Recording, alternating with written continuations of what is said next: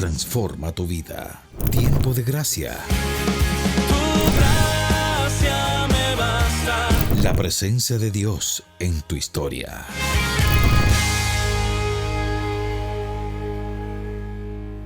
Ven Espíritu Santo, llena los corazones de tus fieles, enciende en ellos el fuego de tu amor. Envía tu Espíritu, Señor, y renovarás la paz de la tierra. Dios Padre Todopoderoso, en nombre de nuestro Señor Jesucristo, te pedimos, te suplicamos, que envíes el Espíritu Santo a todos nosotros, a todas las pequeñas comunidades que se reúnen en este momento, así como se reunieron los apóstoles el día de Pentecostés, y tú llegaste, Espíritu Santo, en lenguas de fuego, es decir, a hacer en ellos unos grandes comunicadores de la palabra, del Evangelio. Y que esta meditación que nosotros realizamos, Espíritu Santo, se haga vida en nuestros corazones. Amén. Amén. Saludo muy especial a todas las personas que en este momento están participando de este espacio que el Señor nos regala para meditar la palabra y así de esta manera entrar en ese misterio profundo del corazón de Dios. Apenas nos aproximamos a ese misterio a través de la palabra. Nos sucede como sucedió con Moisés cuando se acercó a la zarza. Él poco a poco fue entrando a esa experiencia donde el Señor lo llamó y le señaló un proyecto salvífico para muchas personas. Un saludo muy especial a todos ustedes y que Dios los bendiga. Este domingo que vamos a meditar y vamos a escuchar en la primera lectura tomada de los Hechos de los Apóstoles, capítulo 5, versículo del 12 al 16, donde vamos a ver unos apóstoles que llenos del Espíritu Santo comienzan a realizar signos, a curar muchos enfermos y la gente, conociendo eso, pues llevaban a sus enfermos dolientes para que simplemente con que los apóstoles lo tocaran, ellos quedaban sanos, sacaban a todos esos marginados en ese momento. En el Salmo vamos a escuchar en el Salmo 117 nuevamente esas alabanzas a nuestro Padre, donde le van a dar gracias. Diga la casa de Israel, eterna es la misericordia del Señor. La piedra que desecharon los arquitectos es la piedra angular. Señor, danos la salvación, la prosperidad. Bendito el que viene en el nombre del Señor. Y en la segunda lectura tomada del libro del Apocalipsis vamos a ver cómo el escritor sagrado que se encuentra en este caso desterrado en la isla de Patmos se le manifiesta el Señor y le pide que escriba este libro que para muchos es un libro que puede generar hasta miedo, pero que realmente es un libro lleno de mucha esperanza de lo que va a suceder en el futuro. Muy bien, entonces comenzamos nosotros con esa afirmación que dice el libro de los Hechos de los Apóstoles cuando afirma, por mano de los apóstoles se realizaban muchos signos y prodigios en medio del pueblo. Los signos son los que utiliza Dios para hablarnos. Recuerden ustedes que muchas personas le piden a Jesús, nuestro Señor, signos, y Él no los realiza, porque ellos, yo lo he compartido muchas veces, que uno no debe pedirle signos al Señor, sino pedirle al Señor la capacidad de interpretar los signos que ya están en la realidad. Así que nuestro Señor Jesucristo, por ejemplo, en el Evangelio de Marcos, acababa de realizar un signo que fue la multiplicación de los panes en el capítulo 8, y luego en el 8, ese es en el 8:1 al 10, está la multiplicación de los panes, es un signo. Y luego, en el versículo 11, los fariseos comenzaron a discutir con Jesús pidiéndole un signo del cielo. Y nuestro Señor Jesucristo les dijo que no iba a realizar ningún signo. Así que no hay que pedir signos, hay que pedir la gracia de ver, de interpretar, de leer los signos que ya están en la realidad con los cuales Dios se está acercando a nosotros. Salieron los fariseos y se pusieron a discutir con él, pidiéndole para ponerlo a prueba una señal del cielo. Esto me hace recordar mucho, hay una frase que yo he escuchado mucho en la iglesia, incluso también en mi propia familia, que si él no es para mí, mándame una señal. Así es. Ya las señales están dadas. Sí, esas son personas que todavía no han crecido en la fe. No han crecido en la fe porque no saben decir, Señor, dame la gracia de poder interpretar y poder leer. De Sí, y hecho, precisamente crecer en la fe es meditar la palabra. sí, Eso es crecer en la fe. la palabra de Dios que se manifiesta a través de los acontecimientos que son signos, a través de la Sagrada Escritura y la tradición de la iglesia. No lo olvidemos.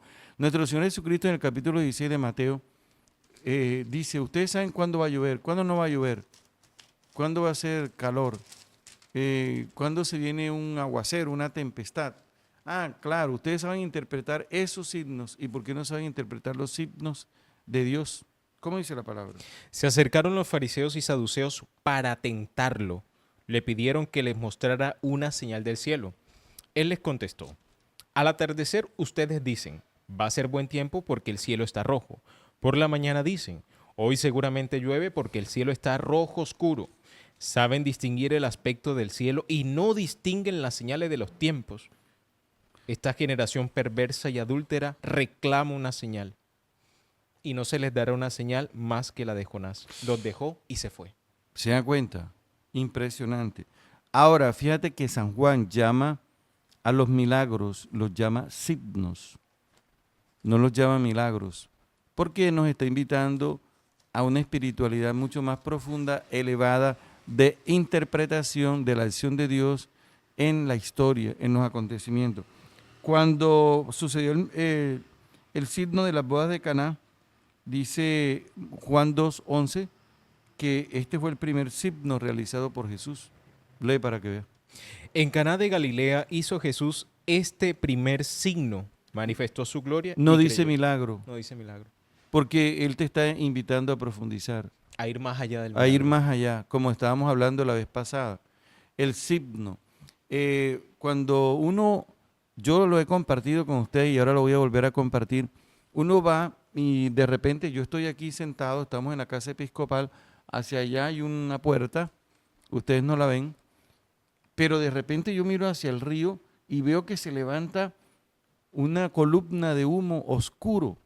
¿Tú qué piensas, Efraín? ¿Qué pasó? Que se está Hace- quemando una casa. Que se está prendiendo una casa. También puede ser que alguien está prendiendo una llanta. Una O que llanta. ¿qué pasó? No sé. O hacen las quemas esas que recogen el monte Exacto. y queman la basura. Entonces nosotros, si queremos profundizar, tenemos que acercarnos, salir de aquí y acercarnos para ver, era una llanta. O tú dices, no, era una casa. Y así de esta manera nosotros conocemos la realidad. Por lo tanto, el signo siempre está con esa parte sensible que viene a ser el humo, pero que nos está hablando de una realidad profunda que viene a ser esa del misterio. Así es, así como lo hizo Moisés. Moisés vio la llama, la zarza ardiendo y dijo, voy a acercarme para ver ese aspecto. Si él no se acerca, no se le manifiesta el Señor. No, Así no va es. más allá. Capítulo 3 del libro del Éxodo, pero bueno, nada más busca rápidamente ahí donde dice que se acercó, porque no tenemos mucho tiempo. Así que esto es lo primero, hoy estamos nosotros entrando en esta dinámica que Dios nos pide a nosotros profundizar. ¿Cómo dice la palabra? El ángel del Señor se apareció en una llamarada entre las zarzas. Moisés se fijó, la zarza ardía sin consumirse. Moisés dijo, voy a acercarme a mirar este espectáculo tan admirable. ¿Cómo es que no se quema la zarza? Qué interesante. Voy a ¿verdad? acercarme, voy a ver qué es lo que está pasando, voy a ir más allá. Impresionante. Entonces, pero Cristo, por ejemplo, regaña allá en el Evangelio de Juan, en el capítulo 4, versículo 48, si no ven signos, no creen. Si no ven signos y prodigios, son incapaces de creer. Así lo dice. Porque, ¿sabes por qué? Porque este hombre fue a buscar a Jesús para que sanara al enfermo. Entonces este hombre no estaba comprendiendo que estaba en una dinámica nueva, que Jesús le estaba indicando acerca de ver más allá de un milagro la acción de Dios. Así que les llama la atención, porque no son capaces de leer el signo. Luego, cuando uno termina de leer el texto, en el versículo 54, ¿qué dice? Juan 4, 54. Dice, esta fue la segunda señal, signo, que hizo Jesús cuando se trasladó de Judea a Galilea.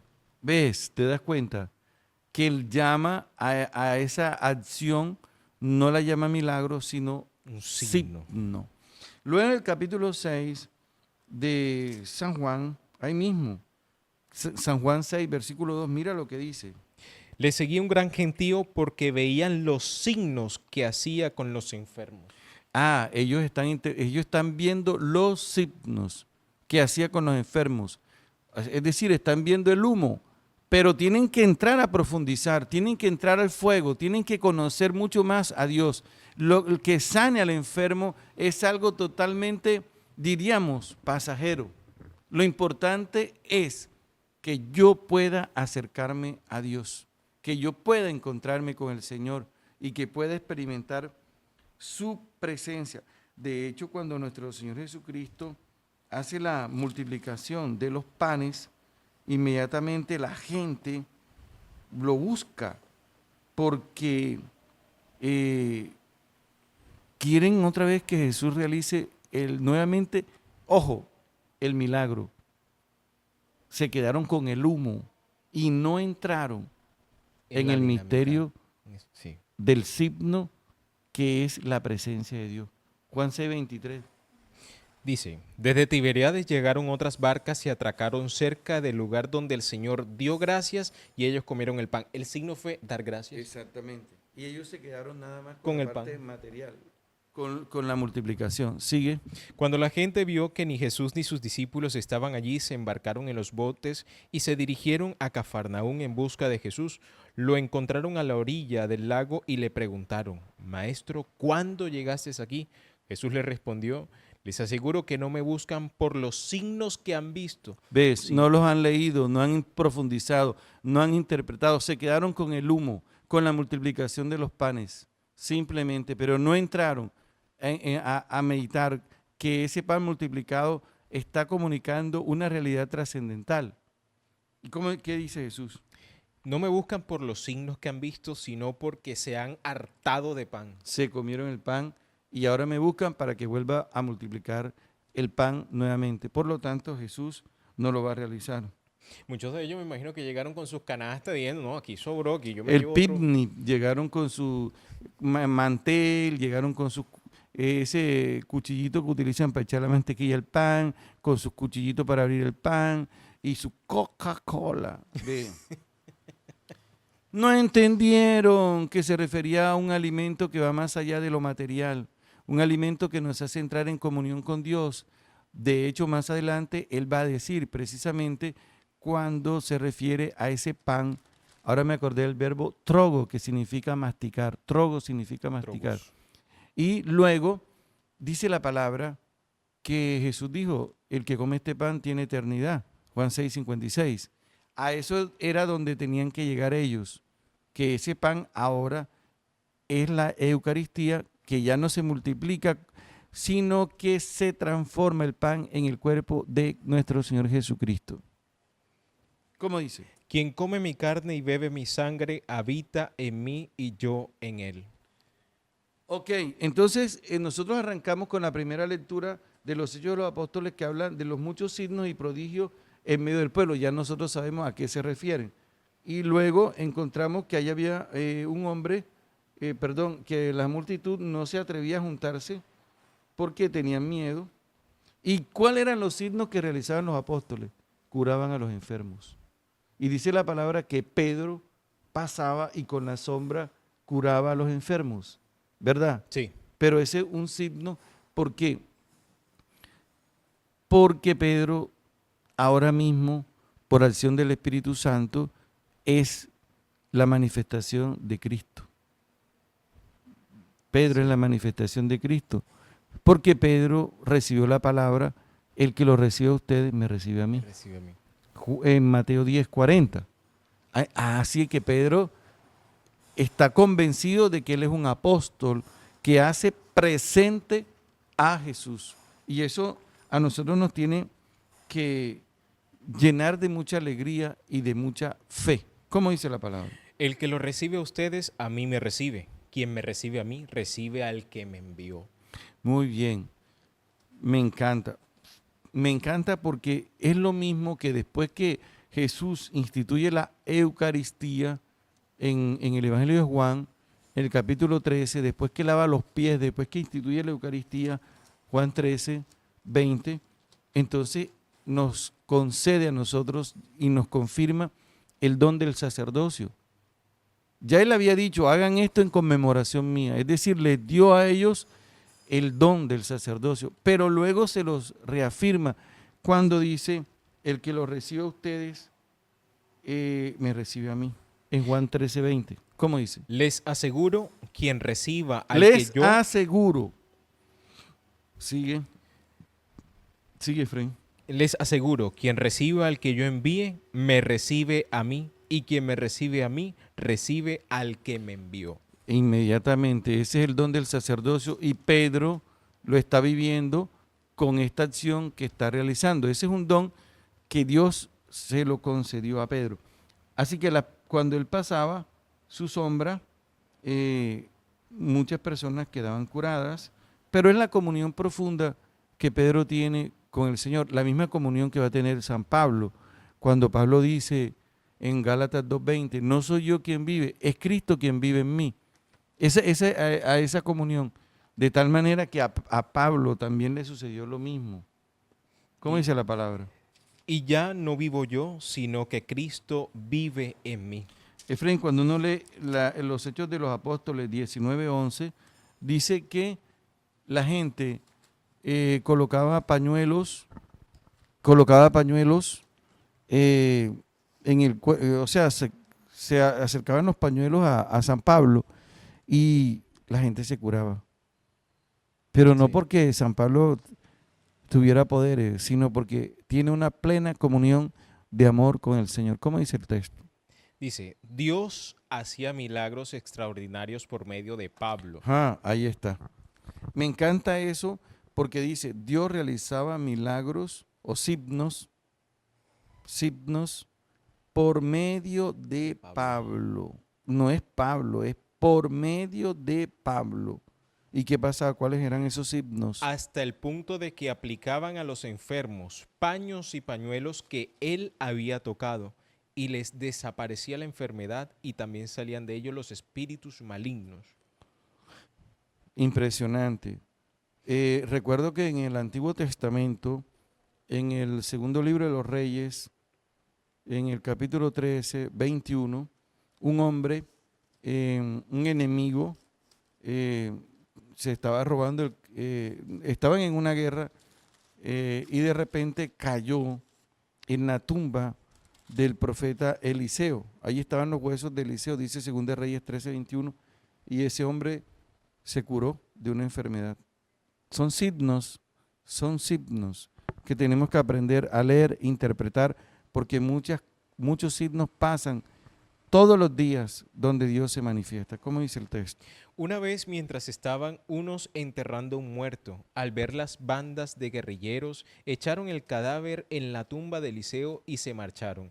Al tocar el muerto los huesos de Ahí Eliseo, está. revivió y se puso en pie. Simplemente con tocar en los restos de Eliseo. Se reanimó. Bueno, entonces estamos en el tema de los signos con los cuales el Señor está actuando. Esa es la lectura que nosotros tenemos. Ahora, luego nosotros, después de esa primera lectura, nos vamos inmediatamente para el Evangelio, ¿cierto? Sí, tomado de la carta según San Juan, capítulo 20 del 19. De la carta de San Juan, será el Evangelio. Del Evangelio según San Juan, capítulo 20, versículos del 19 al 31. Ok, entonces, San Juan, vamos a leer San Juan, capítulo 19. 20, versículo 19. Ok, vamos. Dice aquí. así. Ajá. Al atardecer de aquel día, el primero de la semana. Ok, enseguida, primero de la semana se refiere al domingo. Al domingo, sí. Sí, porque para la cultura donde nació Jesús, el día más importante era el sábado, de tal manera que debió acontecer algo tan extraordinario que a ellos, que estaban educados más de 1000 años, dieran un paso para poder abandonar ese día y entrar a valorar y darle un significado muy profundo al domingo. El primer día de la semana Sí. no es el lunes, es el domingo. Incluso nuestro Señor Jesucristo dice, el Hijo del Hombre es más que el sábado. Así es, Entonces, totalmente. por eso el domingo, que fue el día de la resurrección de nuestro Señor Jesucristo, para nosotros es tan importante que pasó a ser el día sagrado, no el sábado, sino el día domingo. Y entonces nosotros el domingo nos disponemos precisamente para encontrarnos con el Señor viene a manifestarse a nosotros. Y entonces, Dice, el primer día de la semana estaban los discípulos con las puertas bien cerradas. estaban porque tenían mucho miedo ya que habían crucificado a Jesús. ¿Y qué pasa? Por miedo a los judíos. Llegó Jesús, se colocó en medio y les dice, Ok, entonces nuestro Señor Jesucristo se pone en medio.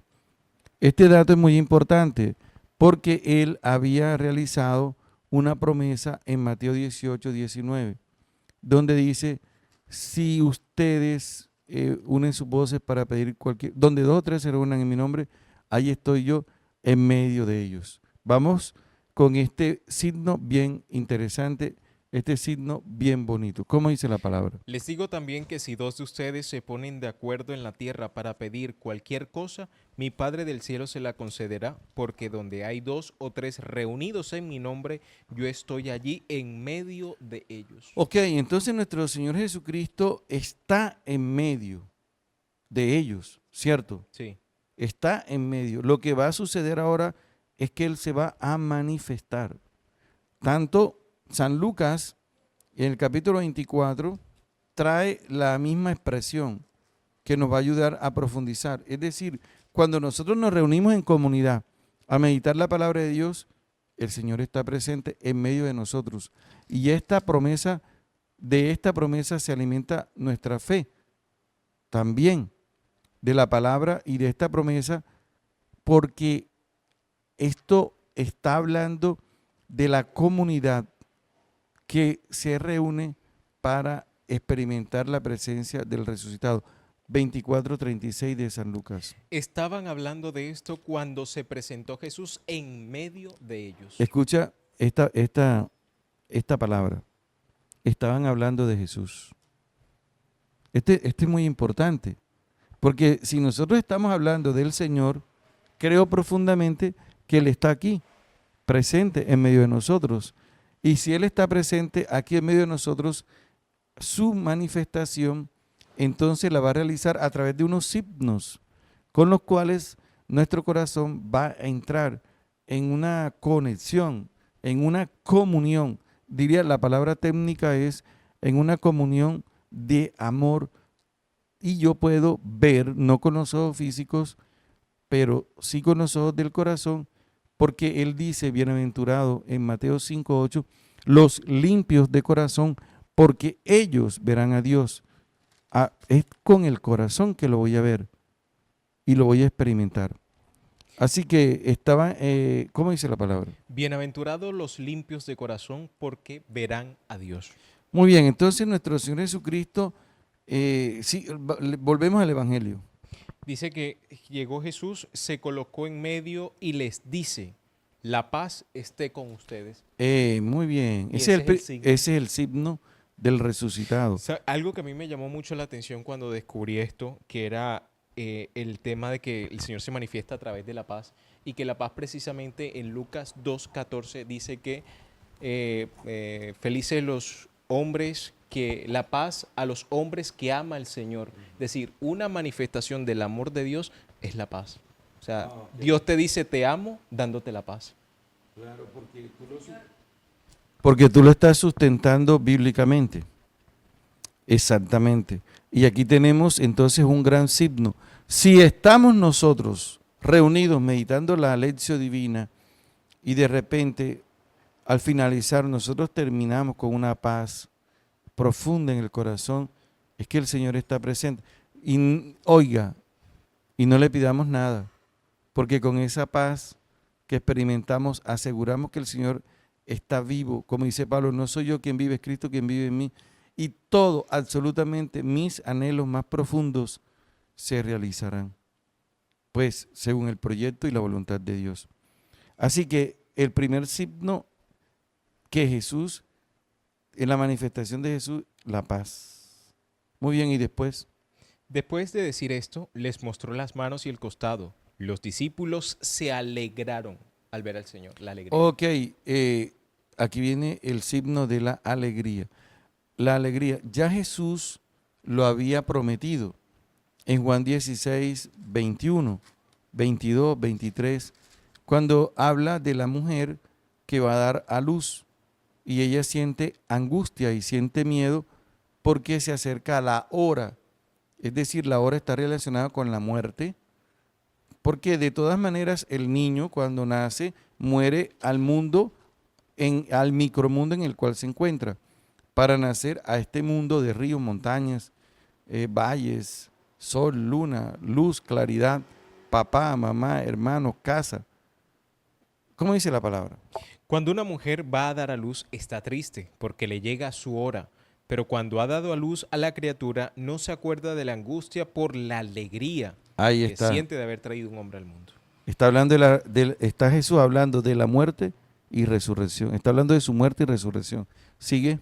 Así ustedes ahora están tristes, pero los volveré a visitar. Los volveré a visitar o los volveré a ver. Me gusta más. Busquen en sus traducciones. Los volveré a ver. ¿Y qué pasa? Voy a mirar aquí. Y ellos se alegraron. Entonces, sigue Efraín. Y se llenarán de alegría y nadie les quitará su alegría. O sea que la alegría que produce la presencia de Jesucristo en medio de nosotros es una alegría que no se acaba, sino que es una alegría que persevera en nosotros, en nuestro corazón, a diferencia de la emoción, que la emoción es un momentico, Efímera. efímera. Se acaba cuando se acaba el partido de la selección Colombia y si pierde, peor. Sí, ya yo superé Viene eso la porque yo depresión. antes sufría muchísimo. Si perdía Colombia, eso lo superé. Fíjate, cuando fui a hacer el retiro para el episcopado, ese día jugaba Colombia la final de la Copa América y perdió Colombia y me vino una terrible decepción y después yo me puse a reflexionar, pero ¿cómo yo voy a entrar en este ambiente de tristeza? Pero si es un juego y en el juego pues siempre existe la posibilidad de que tú ganes o pierdas. Y ese día Colombia perdió contra Argentina. Así que vino precisamente esa emoción negativa a afectar mi corazón y desde ese día dije, no, mijo, yo no puedo vivir así. De ahora en adelante, si perdió, perdió, igual que pasa con el Junior, que por lo general pierde cada rato. Sigue.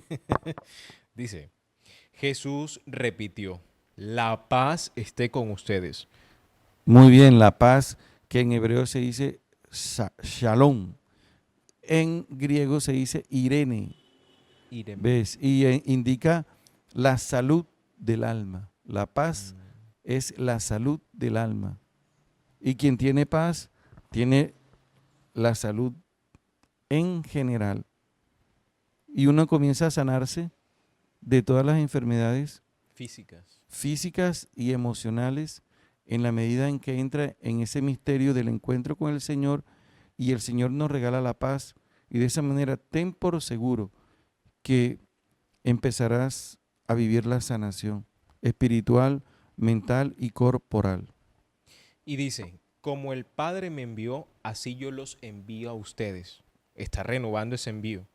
Al Exacto. decirles esto, sopló sobre ellos y añadió, reciban el Espíritu Santo. Sopló sobre ellos y les dio reciben el Espíritu Santo. Ese soplo hace referencia al soplo que Yahvé hace en el Génesis, en el capítulo 2, versículo 7, cuando nuestro Padre Dios, bendito sea, toma al hombre y lo hace de barro, del polvo, perdón, de la tierra, y luego de esa fragilidad insufla por su nariz su aliento. ¿Cómo dice la palabra? Entonces el Señor Dios modeló al hombre con arcilla del suelo, sopló en su nariz aliento de vida y el hombre se convirtió en un ser vivo. Ahora, ¿qué significa, Efrén, que Jesucristo nuestro Señor sople el Espíritu Santo sobre los apóstoles. Si hace referencia al Génesis, les está comunicando la vida. Pero Ajá. yo ahí tengo como un pequeño conflicto por el hecho de que ellos reciben el Espíritu Santo en este momento a través del soplo, que se refiere a la creación, pero luego en Pentecostés vuelven a recibir el Espíritu Santo. Muy bien, lo que pasa es que aquí este soplo hace una referencia al Génesis y está indicando que Jesús está recreando la humanidad. Está recreando la humanidad a través de los discípulos. Y luego cuando nosotros leemos en Pentecostés, en Hechos 2, que vino el Espíritu Santo sobre los apóstoles, está hablando del nacimiento de la iglesia por la acción del Espíritu Santo. Y que era necesario que Jesucristo recreara al hombre en una relación profunda con el Padre, que el Espíritu Santo hace perfecta esa comunión de amor.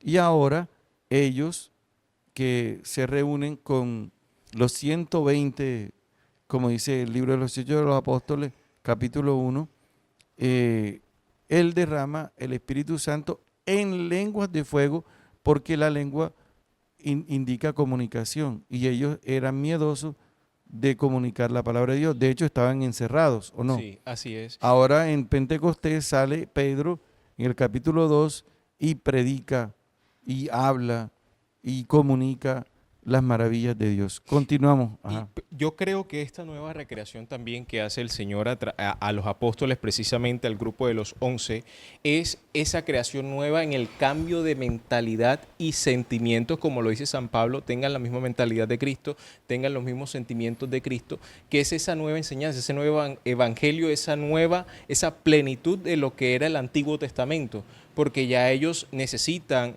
trascender e ir más allá de la enseñanza. Entonces ahí se hace una nueva creación a través también de la mentalidad, de la verdadera conversión, de que no es lo que está afuera, sino lo que habita en el corazón. Toda la enseñanza de Jesucristo ya va a ser recreada a través de los apóstoles, a través de una nueva creación, nuevo modo de pensar. Te voy a decir algo, que nuestro Señor Jesucristo demoró 3 años comunicando la palabra de Dios y de repente vino el Espíritu Santo. La palabra, como dice Lucas 8:5, es la semilla. Y si viene el Espíritu Santo, que es como el agua, ahora esa semilla empezó a germinar en una mentalidad nueva, ya no la mentalidad de antes. Pero se hizo necesario los 3 años de discipulado para poder después comprender con el corazón esta realidad profunda de la presencia de Dios en nuestra vida. Sí, y ¿Qué dice dice? Lucas 8:11, el sentido de la parábola es el siguiente: la semilla es la palabra de Dios. Así es. La semilla es la palabra de Dios y luego viene el Espíritu Santo y como el agua y hace que esa semilla empiece a brotar. Esa es la nueva mentalidad. Continuamos con el texto. Versículo 23. A quienes les perdonen los pecados les quedarán perdonados. Muy bien. Y aquí tenemos otro signo impresionante. Es el sacramento del perdón de los pecados, que nuestro Señor Jesucristo comunica a los apóstoles y que la iglesia en su tradición ha conservado. Nosotros cuando vamos a los documentos más antiguos del siglo I, encontramos precisamente el sacramento de la confesión.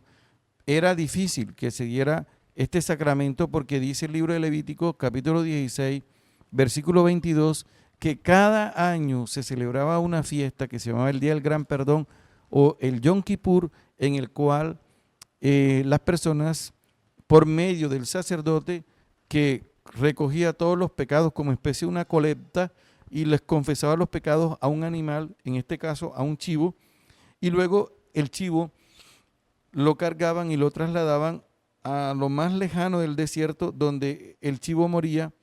Psicológicamente ellos creían cargando sus pecados.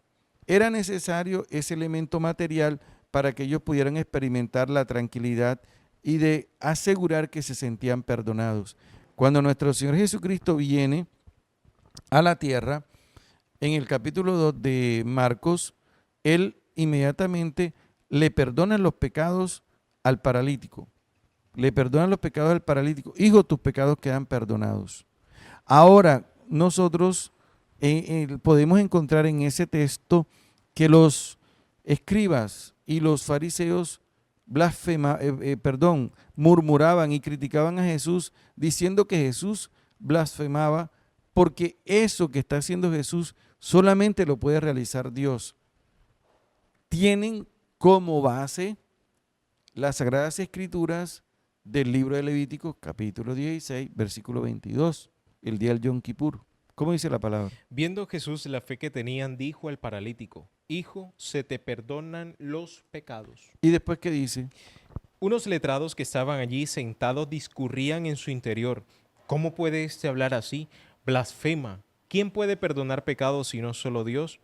Pero de inmediato Jesús supo lo que pensaban y les dijo: ¿Por qué piensan así en su interior? ¿Que es más fácil decir al paralítico, se te perdonan los pecados, o decirle, levántate, toma tu camilla y camina? Bueno, lo más fácil Es decirle que los pecados le quedan perdonados. ¿ves? Y si es verdad o no se realiza, ese era el problema. Pero decirle al paralítico que se levante era difícil. Y aquí viene la enseñanza profunda que nos indica que el efecto que tiene la palabra de Jesús para decirle tus pecados quedan perdonados es el mismo efecto que tiene para decirle levántate y anda. Es decir, que Jesús sana al paralítico para comprobar que la palabra que él ha pronunciado sobre el perdón es efectiva. Por lo tanto, este capítulo 2 no se debe llamar la sanación del paralítico, sino el milagro del perdón. El perdón de los pecados. Y la gente siempre dice, Y el cambio de mentalidad. sí, de mentalidad de los discípulos y de las personas que están. Tanto la gente quedó impresionada de Franca. Ahí no aparece, pero sí aparece en Mateo 9:8, donde quedaron impresionados de ver cómo Dios le daba poder a un hombre, a los hombres, dice ahí, para perdonar pecados. Esto jamás se había visto. La gente quedó impactada ante las palabras, ante lo que hizo Jesús con ese hombre. Dice, la multitud al verlo quedó atemorizada y daba gloria a Dios por haber dado tal autoridad a los hombres. Dios se la dio a los hombres. Y eso es lo que está pasando en el Evangelio de hoy, en Juan 20:21. Que Jesús le está dando la potestad ahora resucitado a los apóstoles, indicándole a quienes les perdonen los pecados, les quedan perdonados. Totalmente, de manera oficial, el sacramento del perdón. Que muchas personas lo atacan, porque hay muchas religiones que se unen simplemente para atacar a los sacramentos, que fueron institucionalizados por el mismo Jesucristo de manera histórica, como están sustentados por las Sagradas Escrituras. Continuamos. A quienes se lo retengan les quedarán retenidos. Tomás, llamado Mellizo, uno de los 12, no estaba con ellos cuando vino Jesús. Bueno, cuando dice cuando vino Jesús o cuando se manifestó Cuando Jesús. se manifestó Jesús en forma corporal. Recuerden que él ha hecho una promesa donde 2 o 3 se reúnen en mi nombre y estoy yo. Algunas personas entonces dice que atravesó las paredes, que se metió por la ventana, pero realmente el texto es que Jesús está ahí, está vivo, resucitado, está presente. Ahora lo va a demostrar, Sí. lo va a demostrar. Escuchemos. Dice, los otros discípulos le decían, hemos visto al Señor. Él replicó, si no veo en sus manos la marca de los clavos, si no meto el dedo en el lugar de los clavos y la mano por su costado, no creeré. A los 8 días estaban de nuevo los discípulos reunidos en la casa y Tomás con ellos. Se presentó Jesús a pesar de estar las puertas cerradas. Ok, entonces ese es el versículo ¿qué? Versículo 26. Y después 8 días estaban dentro los discípulos y Tomás con ellos y vino Jesús, se manifestó. Ya sabemos que está ahí. Estaban con las puertas trancadas por miedo a los judíos. Recuerden ustedes. Se colocó en medio de ellos, como ya lo hemos explicado que es estar en medio. Sí. Es decir, para que nosotros estemos convencidos, cuando estamos haciendo la lección divina, cuando estamos rezando el rosario, Él está en medio. Y nos puede pasar como Tomás, dudar. Y vamos a ver que Jesús está en medio de ellos y está escuchando todo lo que dice Tomás, y aunque Tomás no lo esté viendo, pero él sí está presente, glorificado. ¿Cómo dice la palabra? Dice, se colocó en medio y les dijo, la paz esté con ustedes, nuevamente. Después dice a Tomás, mira mis manos y toca mis heridas, extiende tu mano y palpa mi costado. En adelante no seas incrédulo, sino hombre de fe. Y enseguida nosotros podemos enseguida dar un paso también en nuestra experiencia de fe, diciendo, cuando me reúno con mi familia a orar, creo profundamente que estás aquí en medio. Lo creo por esta palabra, donde 2 o 3 se reúnen en mi nombre y estoy yo en medio de ustedes. Lo creo porque Tomás dijo de ti que para creer necesitaba meter su dedo en tu costado y tú lo estabas escuchando, aunque él no te veía. Y le podemos decir con estas palabras al Señor, yo creo que estás aquí, en medio de mi tristeza, en medio de mi dolor que estoy experimentando, tú estás conmigo, yo lo creo. ¿Sigue? Le contestó Tomás, Señor mío y Dios mío.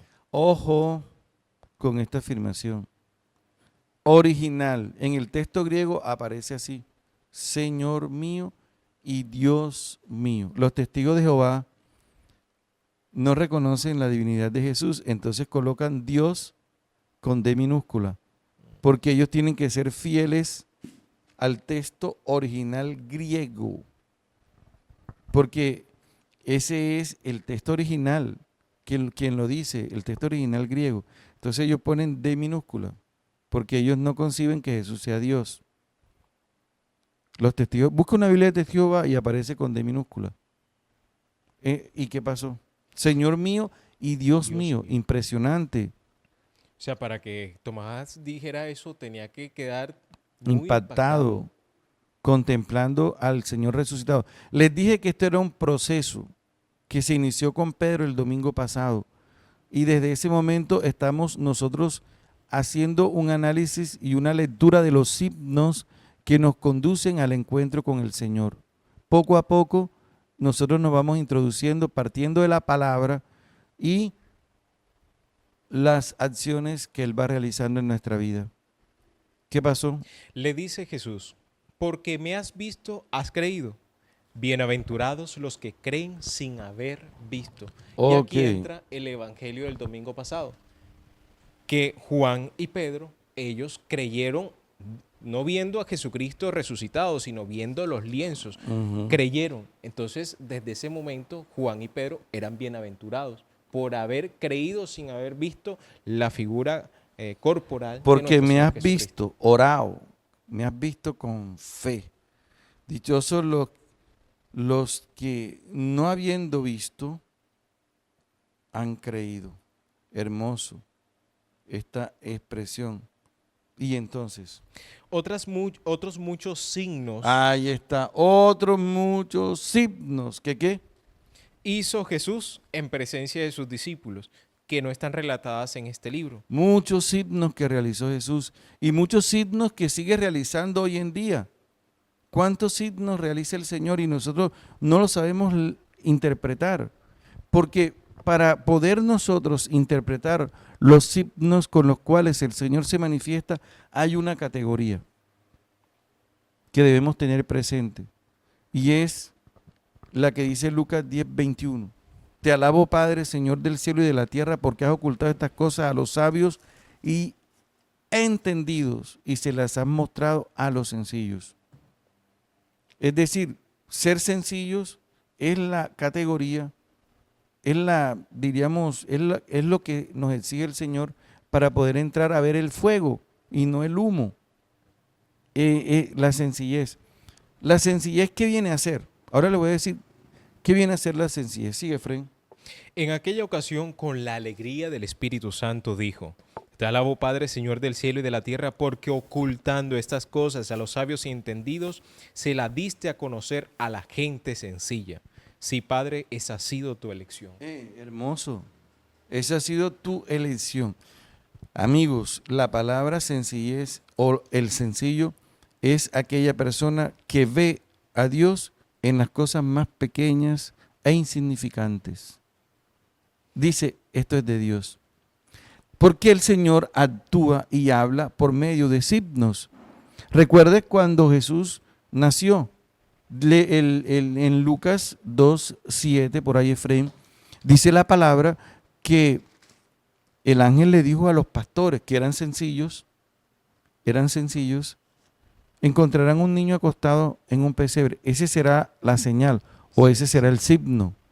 ¿Te das cuenta? Un niño acostado en un pesebre. Eso no cabe en la lógica de nadie. Un niño está acostado en una cuna. Pero como es un signo que causa impacto, porque eso no se ve en lo cotidiano, es algo que irrumpe, por lo tanto llama la atención que un niño esté acostado en un pesebre, donde come el buey, donde come la vaca. Ese es el Mesías. ¿Cómo habla Dios a través de los signos? ¿Qué dice la palabra? Dice Lucas 2:11. Hoy les ha nacido en la ciudad de David el Salvador, el Mesías y Señor. Esto les servirá de señal. Encontrarán un niño envuelto en pañales y acostado en un pesebre. Ok, entonces, conclusión. Conclusión, para mí, este evangelio que nos habla de los signos, incluso también de esa bienaventuranza de creer sin ver, sin tener que pedirle al Señor manifestaciones, sino a través de la historia, de nuestra vida. La historia nuestra está llena de signos. De muchísimo, y uno no se da cuenta. Pero Sí. cuando nosotros nos encontramos con el Señor y vemos hacia atrás pidiendo precisamente el Espíritu Santo, nos damos cuenta de cuántas veces el Señor estuvo allí y nosotros no nos dimos cuenta. A través de mi abuela, a través de un tío, a través de la profesora que nos enseñó el Padre Nuestro, a través de todas esas personas que actuaron de una manera tan eficaz mostrando ese amor de Dios. Hay muchos signos, aparte de eso, muchos signos que la gente llama casualidad y destruye inmediatamente esa providencia de Dios en su vida. Así es. Y yo de mi parte los invito a todos a que hagan una lectura de fe de sus vidas y vean cuántas veces el Señor se les ha manifestado en sus vidas y de esa manera puedan entrar en esa comunión con Dios en la oración a través de esos sucesos que han pasado en sus vidas. Señor, te pedimos que nos ayudes a leer y a ver más allá y a no quedarnos simplemente en las cosas materiales. Ayúdanos a trascender con la luz del Espíritu Santo. Amén. Transforma tu vida. Tiempo de gracia. Tu gracia me basta. La presencia de Dios en tu historia.